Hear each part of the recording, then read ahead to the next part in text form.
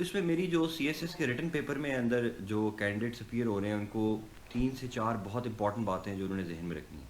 सबसे पहली बात जो उनके जहन में होनी चाहिए वो ये है कि जो आपका सिलेबस है, सिलेबस को वो बहुत उस पर स्टिक रहें, क्योंकि सिलेबस ऐसी चीज़ है जिसके ऊपर उनके एग्ज़ाम्स बनते हैं। सिलेबस के एन मुताबिक ही क्वेश्चन पेपर बनता है, और 90% ऑफ द टाइम जो सिलेबस होता है उसी के अंदर अंदर से ही सवाल आते हैं। तो लड़के वैसे तो लड़के जो तैयारियां करते हैं वो बुक ओरिएंटेड करते हैं, कोई एक किताब पढ़ लेते हैं और समझते हैं कि तैयारी होगी, ऐसा नहीं है। उनको सिलेबस ओरिएंटेड रखना है। सिलेबस के अंदर एक एक लाइन, एक एक वर्ड, एक एक चीज़ बड़ी इंपॉर्टेंट है, उसको पढ़ेंगे तो पॉइंट नंबर 1 है। नंबर 2 जो सबसे इंपॉर्टेंट चीज़ ये है कि सीएसएस में 90% बच्चे जो फेल होते हैं वो इंग्लिश ऐसे या प्रेसी में फेल होते हैं।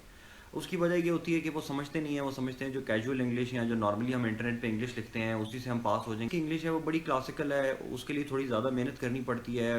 पुराने जो कन्वेंशनल पैटर्न्स हैं उनको देखना पड़ता है, और प्रेफरेबली किसी टीचर से गाइडेंस अगर ले लें तो वो आपके लिए बहुत मुनासिब होगी। और इंग्लिश में 4-5 चीज़ें बड़ी इंपॉर्टेंट है। आपकी वोकेबलरी ठीक होनी चाहिए, आपकी सेंटेंस स्ट्रक्चर ठीक होना चाहिए, आपकी ग्रामर ठीक होनी चाहिए, और फिर जो अबव ऑल है कि उस सारी अंग्रेज़ी के पीछे जो आपका आइडिया है वो आइडिया अच्छा होना चाहिए। अगर इंग्लिश ऐसे कोई आ रहा है और आपको उसके पीछे सोच ही नहीं पता, अगर आपको करप्शन पे ऐसे आ रहा है और आपको करप्शन की डायनामिक्स, उसकी कॉजेज़ ही नहीं पता, तो फिर आप जैसी मर्जी अच्छी इंग्लिश लिख लें वो आप उसमें पास नहीं हो सकेंगे। ये मेरा दूसरी टिप है। तीसरी जो बहुत इंपॉर्टेंट चीज़ है वो ये है कि जो पेपर, जो आप लिखने का पेपर है, उसमें आपकी राइटिंग, आपकी स्पीड जो है वो बड़ी इंपॉर्टेंट है। मैंने तो अपना पेन भी जो है वो बड़ी प्रैक्टिस के बाद लिया था कि ऐसा पेन हो जो मेरी उंगली पे सेट हो जाए। और फिर आपको पता है जब 3 घंटे आप लिखते हैं, शाम को 3 घंटे दोबारा पेपर होता है, तो 6 घंटे लिखना जो है ना वो आपका पेन भी ख़राब कर देता है। तो ऐसा पेन या बॉल पॉइंट या जो भी आप इस्तेमाल करते हैं वो आपके हाथ पे सेट होना चाहिए, उसमें फ़्लो आपका ठीक होना चाहिए और राइटिंग आपकी अच्छी होनी चाहिए।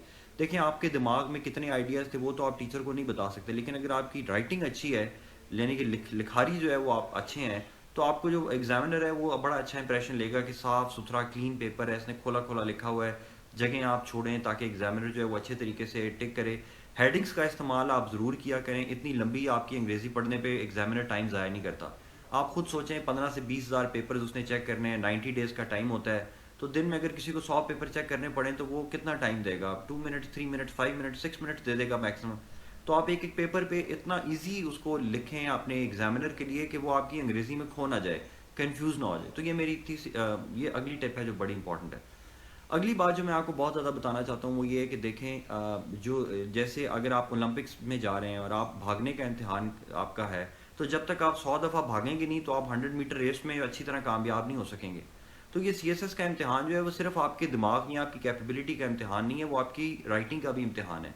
तो आप सीएसएस के पेपर में बैठने से पहले कम से कम हर पिछले 6-7 साल के पास पेपर्स को उसी तरह अटेम्प्ट करें जैसे आप सीएसएस के पेपर के दौरान करते हैं, यानी कि 3 घंटे के अंदर एक पेपर अटेम्प्ट करें और उसको चेक करवाएं।